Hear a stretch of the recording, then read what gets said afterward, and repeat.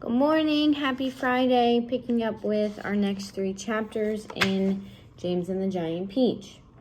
Chapter 14, We're off, someone was shouting. We're off at last. James woke up with a jump and looked about him. The creatures were all out of their hammocks and moving excitedly around the room. Suddenly the floor gave a great heave as though an earthquake were taking place. Here we go, shouted the old green grasshopper, hopping up and down with excitement. Hold on tight. What's happening? Cried James, leaping out of his hammock. What's going on? The ladybug, who was obviously a kind and gentle creature, came over and stood beside him. In case you don't know it, she said, we are about to depart forever from the top of this giant ghastly hill that we've all been living on for so long. We are about to roll away inside this great big beautiful peach to a land of what? Asked James. Never mind, said the ladybug, but nothing could be worse than this desolate hilltop and those 2 repulsive aunts of yours. Hear, hear, they all shouted. Hear, hear. You may not have noticed, the ladybug went on, but the whole garden, even before it reaches the steep edge of the hill, happens to be on a steep slope, and therefore the only thing that has been stopping this peach from rolling away right from the beginning is the thick stem attaching it to the tree. Break the stem, and off we go. Watch it, cried Miss Spider as the room gave another violent lurch. Here we go. Not quite, not quite. At this moment, continued the ladybug, our centipede, who has a pair of jaws as sharp as razors, is up there on top of the peach, nibbling away at the stem. In fact, he must be nearly through it, as you can tell from the way we're lurching about. Would you like me to take you under my wings so that you won't fall over when we start rolling? That is very kind of you, said James, but I think I'll be all right. Just then the centipede stuck his grinning face through a hole in the ceiling and shouted, I've done it! We're off! We're off! The others cried. We're off! The journey begins, shouted the centipede.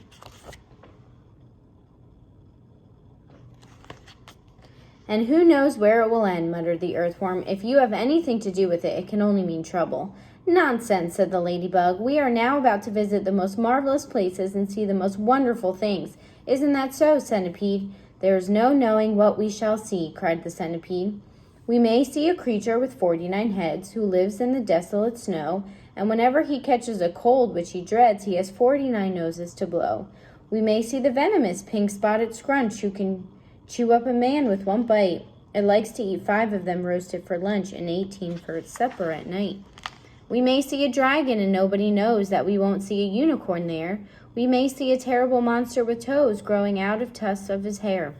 We may see the sweet little bitty bright hen, so playful, so kind and well-bred, and such beautiful eggs you just boil them and then they explode and they blow off your head. A gynoceros surely you'll see, and that ginormous and horrible gnat who's sitting when it stings you goes into your knee and comes out through the top of your hat. We may even get lost and be frozen by frost. We may die in an earthquake or tremor, or nastier still, we may even be tossed on the horns of a furious dilemma. But who cares? Let us go from this horrible hill. Let us roll, let us bowl, let us plunge. Let's go rolling and bowling and spinning until we're away from old Spiker and Sponge.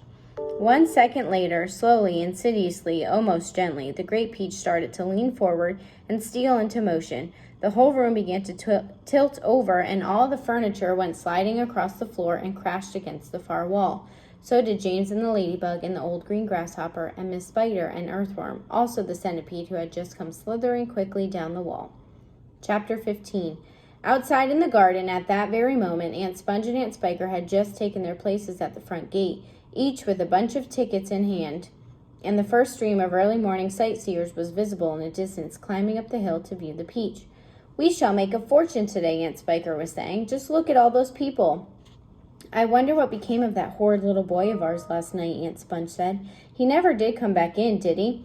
He probably fell down in the dark and broke his leg, Aunt Spiker said. Or his neck, maybe, Aunt Sponge said hopefully. Just wait till I get my hands on him, Aunt Spiker said, waving her cane. He'll never want to stay out all night again by the time I finish with him. Good gracious me, what's that awful noise? Both women swung around to look.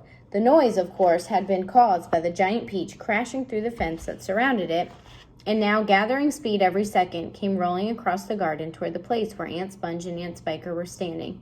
They gaped. They screamed. They started to run. They panicked. They both got in each other's way.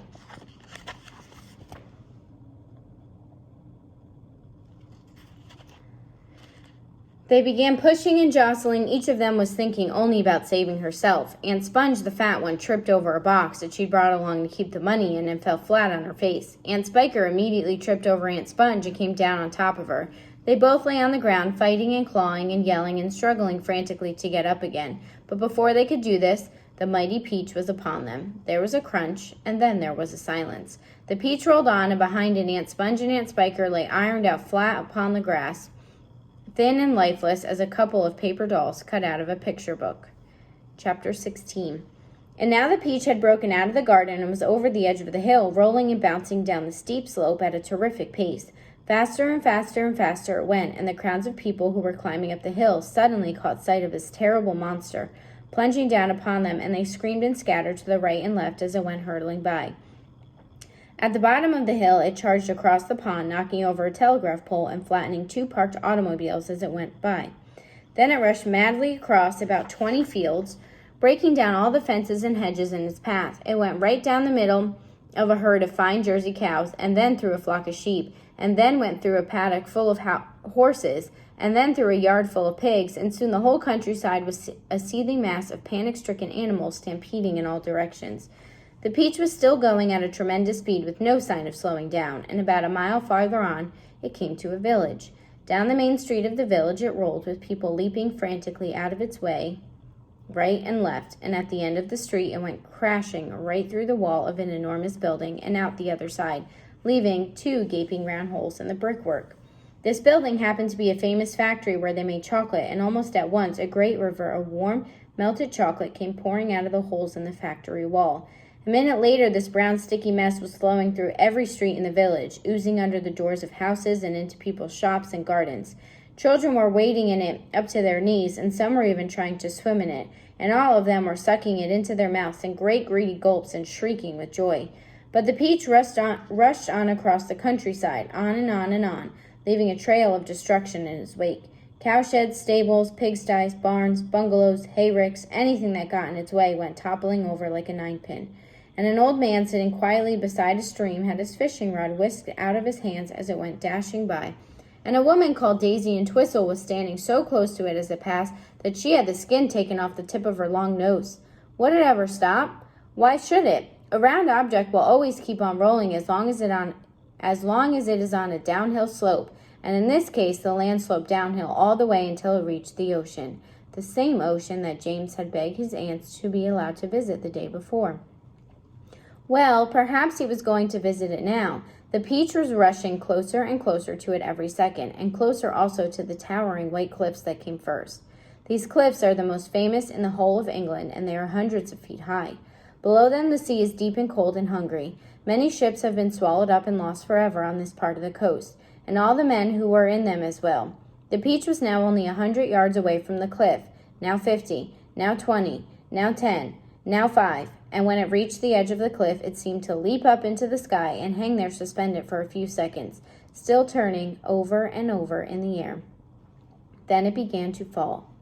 Down, down, down, down, down, smack! It hit the water with a colossal splash and sank like a stone.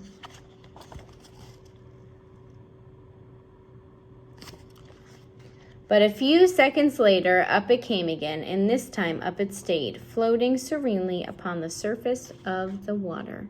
And that is the end of chapter 16. Have a good day and a good weekend.